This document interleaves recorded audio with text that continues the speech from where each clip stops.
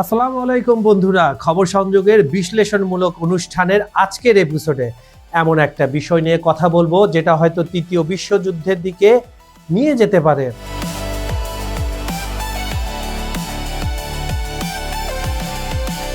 Trump চাইছেন Greenland, Denmark সেনা পাঠাচ্ছে, ইউরোপ একজোট হয়ে প্রতিবাদ করছে, আর সবচেয়ে শকিং, পুতিনকে শান্তি কমিটিতে আমন্ত্রণ।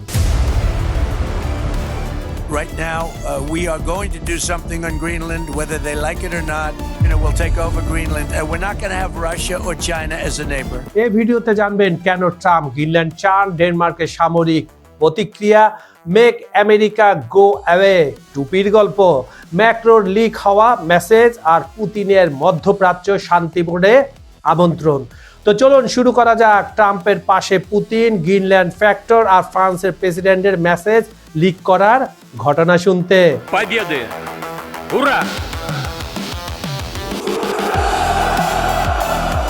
প্রথমে বুঝতে হবে ট্রাম্প কেন গ্রিনল্যান্ড চান। গ্রিনল্যান্ড আসলে কি এবং কেন এত গুরুত্বপূর্ণ, এই নিয়ে অনেক কথা হয়েছে, কিন্তু সমস্যা হচ্ছে প্রতিদিন কিছু না কিছু ঘটনা ঘটছে এই গ্রিনল্যান্ড নিয়ে, আর যা ঘটছে তা তো আপনাদের জানানো দরকার বন্ধুরা। গ্রিনল্যান্ড সম্পর্কে কিছু কংক্রিট তথ্য দেই, আগে থেকে আপনারা হয়তো জানেন এগুলো, তারপরেও দিচ্ছি পুরো বিষয়টা সুন্দর করে বোঝার জন্য। বিশ্বের সবচেয়ে বড় দ্বীপ, এটি সৌদি আরবের চেয়েও বড় আয়তনে। ডেনমার্কের একটি স্বায়ত্তশাসিত অঞ্চল, এটা আপনারা ভালো করে জানেন। জনসংখ্যা মাত্র 57,000, 60,000ও ক্রস করেনি, আর আর্কটিক অঞ্চলে কৌশলগত অবস্থান। ট্রাম্প কেন এটা চান? কারণ হতে পারে তিনটি মূল কারণ। নাম্বার 1, ভূ রাজনৈতিক কৌশল। গ্রিনল্যান্ডে আমেরিকা থুলে এয়ারবেস নামে একটা বিশাল সামরিক ঘাঁটি আছে, যা দ্বিতীয় বিশ্বযুদ্ধের পর থেকে সেখানে রানিং অবস্থায় আছে। চীন আর রাশিয়া আর্কটিকে ক্রমশ শক্তিশালী হচ্ছে।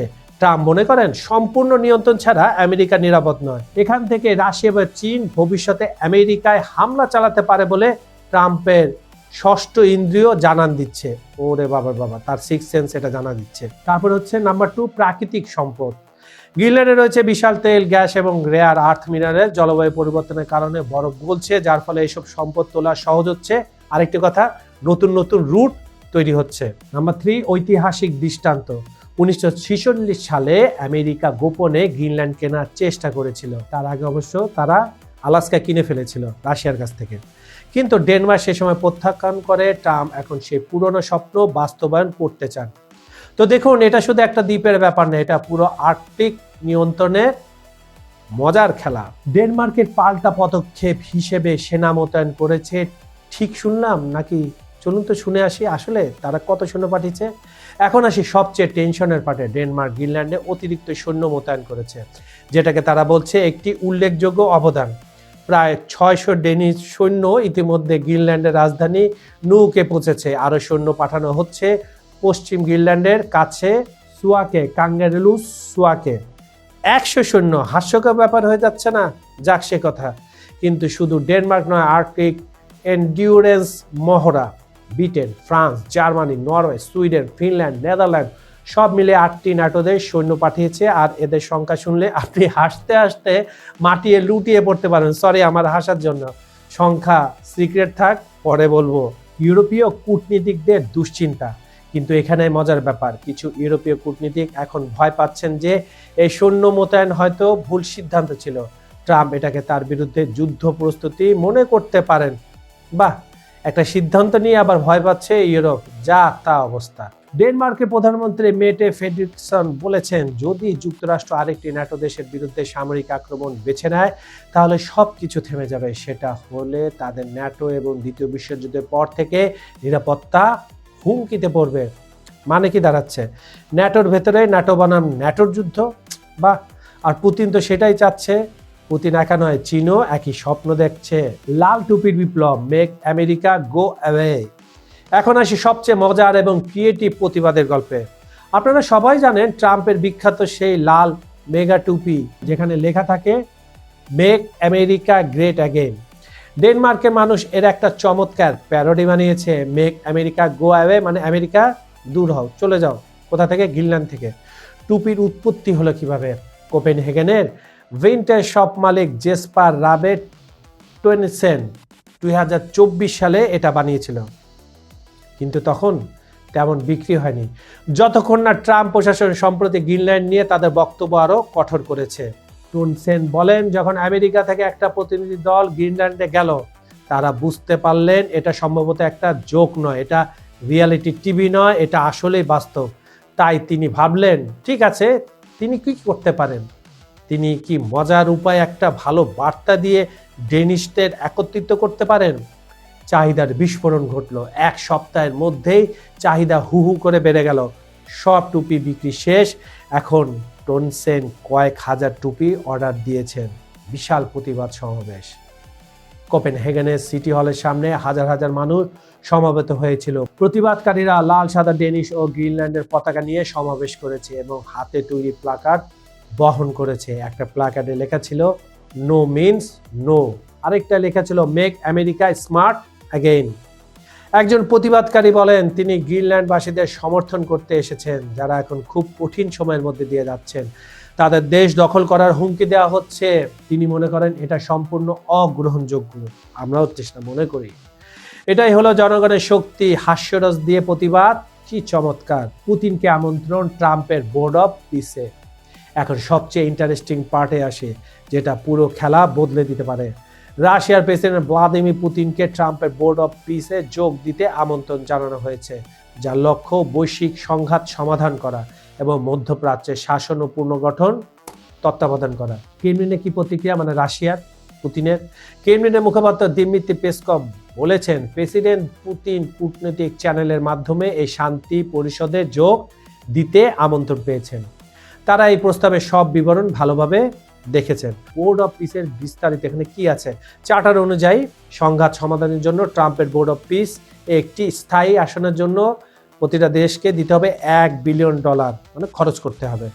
বোর্ডের সদস্যপদ চেয়ারম্যান কর্তৃক আমন্ত্রিত রাষ্ট্রগুলোর মধ্যে সীমাবদ্ধ থাকবে, এর বাইরে না। এবং সেই চেয়ারম্যান হলেন স্বয়ং Trump. Wow, mister Trump deal maker now peace maker. কারা আরও আমন্ত্রিত?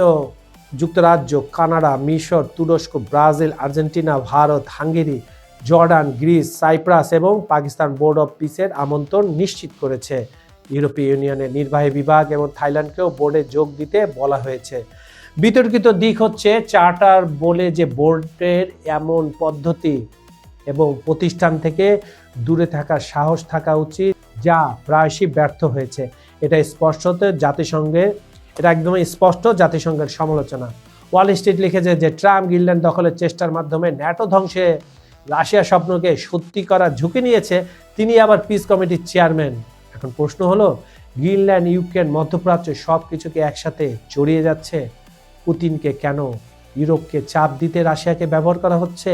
এটা সত্যি একটা বিশাল দাবার খেলার ক্ষুদ্র একটা অংশ।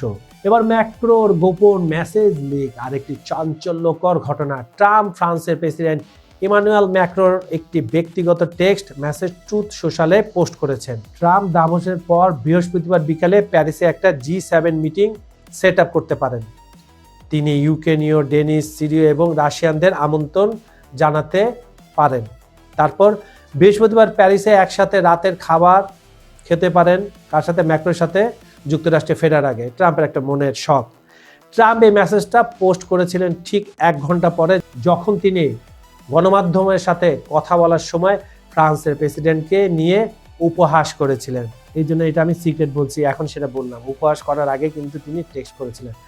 ম্যাক্রো ট্রাম্প প্রশাসনে বোর্ড অফ পিসে যোগ দিতে তার আমন্ত্রণ প্রত্যাখ্যান করেছিলেন, দাবি করে যে বোর্ডের চার্টার মধ্যপ্রাচ্যের কাঠামোর বাইরে চলে যায় এবং গুরুতর প্রশ্ন উত্থাপন করে, বিশেষত জাতিসংঘের নীতি এবং কাঠামোর সাথে, যা প্রশ্নবিদ্ধ করা যায় না। ম্যাক্রোর কাছের একজন সূত্র নিশ্চিত করেছেন যে ট্রাম্পের শেয়ার করা টেক্সট মেসেজটি একেবারে খাঁটি, মানে 100%। ট্রাম্পের উত্তর যদি থাকে, তার পোস্ট করা স্ক্রিনশটের অংশ ছিল না। ঠিক আছে, এটা কি ট্রাম্পের একটা পাওয়ার মুভ, ম্যাক্রোকে জব্দ করার চেষ্টা, নাকি শুধু ইগো ডিসপ্লে? কোথায় যাচ্ছে বিশ্ব? বন্ধুরা, গ্রিনল্যান্ড সংকটে ডেনমার্কের প্রধানমন্ত্রী সতর্ক করেছেন যে আমেরিকা যদি গ্রিনল্যান্ডের বিরুদ্ধে সামরিক পদক্ষেপ নেয়, তাহলে ন্যাটোর সমাপ্তি হবে। পুরনো কথা তিনি আবার মনে করে দিয়েছেন। আজকের এই পুরো ঘটনাগুলোকে একসাথে সাজালে একটা ভয়ঙ্কর ছবি আপনার চোখের সামনে ভেসে উঠবে। প্রথমত থাকবে ভূ রাজনৈতিক পরিবর্তন। আর্কটিক এখন নতুন শীতল যুদ্ধের কেন্দ্রবিন্দু। ট্রাম্প দাবি করছেন গ্রিনল্যান্ড আমেরিকার জাতীয় নিরাপত্তার জন্য অপরিহার্য এবং তিনি বলেছেন গ্রিনল্যান্ড ছাড়া অন্য কিছুই গ্রহণযোগ্য নয়। রাশিয়া চীন একই অঞ্চলে শক্তি বাড়াচ্ছে। এটা শুধু বরফ আর খনিজ সম্পদের লড়াই নয়, এটা একবিংশ শতাব্দীর পরাশক্তি নির্ধারণের লড়াই। দ্বিতীয়ত, ন্যাটোর ভবিষ্যৎ। দ্বিতীয় বিশ্বযুদ্ধের পর থেকে যে নিরাপত্তা কাঠামো বিশ্বকে একসাথে রেখেছে সেটা এখন ধসে পড়ার দ্বারপ্রান্তে দাঁড়িয়ে রয়েছে। একটা ন্যাটো সদস্য আরেকটা ন্যাটো সদস্যকে সামরিক হুমকি দিচ্ছে, এটা অকল্পনীয়, ইম্পসিবল। ইউরোপীয় ঐক্য পরীক্ষায় পড়েছে, এখন পাশ ফেল তাদের সিদ্ধান্তের উপর। তৃতীয়ত, ট্রাম্পের নতুন বিশ্ব ব্যবস্থা। পুতিনকে মধ্যপ্রাচ্য শান্তি বোর্ডে আমন্ত্রণ, যার লক্ষ্য বৈশ্বিক সংঘাত সমাধান এবং মধ্যপ্রাচ্যের শাসন ও পুনর্গঠন তত্ত্বাবধান করা। এটা কি জাতিসংঘকে পাশ কাটিয়ে নতুন বৈশ্বিক কর্তৃক প্রতিষ্ঠার চেষ্টা? আর প্রতিটি স্থায়ী আসনের জন্য $1 বিলিয়ন দাবি করা হচ্ছে। এটা তো খোলাখুলি ক্ষমতা বিক্রি। এই সংকট থেকে 3টি সম্ভাবনা আমি দেখছি। নাম্বার 1, কূটনীতিক সমাধান। ট্রাম্প পিছু হটেন, গ্রিনল্যান্ড ডেনমার্কের থাকে, সবাই স্বস্তির নিঃশ্বাস ফেলে। কিন্তু ট্রাম্পের ইতিহাস দেখলে এটা অসম্ভব মনে হবে, তিনি কিছু না কিছু একটা করবেন। নাম্বার 2, অর্থনৈতিক যুদ্ধ। ট্যারিফ যুদ্ধ আরও তীব্র হয়, ইউরোপীয় ইউনিয়ন প্রতিশোধমূলক পদক্ষেপ নেয়, বৈশ্বিক অর্থনীতি ক্ষতিগ্রস্ত হয়, সাধারণ মানুষ দাম বৃদ্ধিতে চরম সীমার নিচে পৌঁছে যায়। নাম্বার 3, সামরিক সংঘাত। সবচেয়ে ভয়ঙ্কর পরিস্থিতি, ন্যাটোর ভেতরেই সংঘর্ষ, তৃতীয় বিশ্বযুদ্ধের শুরু। আল্লাহ না করুক, সৃষ্টিকর্তা যেন এটা না করেন। আর সবচেয়ে উদ্বেগজনক বিষয় হচ্ছে পুতিন নিশ্চুপ বসে আছেন, দেখছেন ট্রাম্পই ইউক্রেনে 4 বছরের যুদ্ধ চালিয়ে যাচ্ছেন, অথচ ইউরোপকে ধ্বংস করছেন গ্রিনল্যান্ড নিয়ে। এটা কি ট্রাম্পের একক সিদ্ধান্ত নাকি আরো বড় খেলার অংশ, নাকি ট্রাম্পের পিছনে ছায়া কোনো গ্রুপ, কোনো দল রয়েছে? থাকলে আপনারা সেটা কমেন্টে জানান। আপনাদের কাছে আমার প্রশ্ন, ট্রাম্প কি সত্যি গ্রিনল্যান্ড দখল করবেন? এটা কি ন্যাটোর শেষ? পুতিনের শান্তি বোর্ডে যোগদান কি ভালো নাকি মন্দ? কমেন্ট সেকশনে আপনার মতামত জানান। আর ভিডিওটা যদি ভালো লেগে থাকে তাহলে লাইক করুন, শেয়ার করুন, চ্যানেল সাবস্ক্রাইব করুন, ঘন্টা আইকনে ক্লিক করুন যাতে পরবর্তী ভিডিও মিস না হয়। মনে রাখবেন, বিশ্ব রাজনীতিতে কিছুই ঘটনাচক্রে ঘটে না, সব কিছুই একটা উদ্দেশ্য আছে, প্রি প্ল্যান। আমাদের দায়িত্ব হলো সত্য খুঁজে বের করা এবং প্রশ্ন করা এবং সচেতন থাকা। বিজ্ঞাপন ও প্রমোশনের জন্য ডেসক্রিপশনে দেওয়া নাম্বারে আপনারা যোগাযোগ করতে পারেন। আমাদের এই অনুষ্ঠানগুলো আপনারা পৃথিবীর কোন প্রান্ত থেকে দেখছেন? Bangladesh, Bharat, America, Venezuela, Italy, Spain, Denmark, Europe, Russia, Ukraine, UK, Canada, Australia, New Zealand, মধ্যপ্রাচ্য, যেখান থেকে দেখুন না কেন আমরা আপনার মতামত শুনতে চাই। আপনাদের এক একটা মন্তব্যই আমাদের টিমের জন্য নতুন শক্তি। শেষ করার আগে আমি গতকাল সকালে একটা ভিডিও বানিয়েছিলাম, সেখানে গ্রিনল্যান্ড, রাশিয়া, অনেক কিছু ছিল। আপনারা যদি এখনো পর্যন্ত না দেখে থাকেন, যে এই ভিডিওটা দেখা শেষ হলে সঙ্গে সঙ্গে সেটাও দেখে নেন, তথ্যবহুল এবং খুব মজা পাবেন। আমি কাজল হায়দার আজ বিদায় নিচ্ছি, আগামীকাল হাজির হব আরো চমকপ্রদ টপিক নিয়ে। ভালো থাকবেন, সুস্থ থাকবেন, আল্লাহ হাফেজ।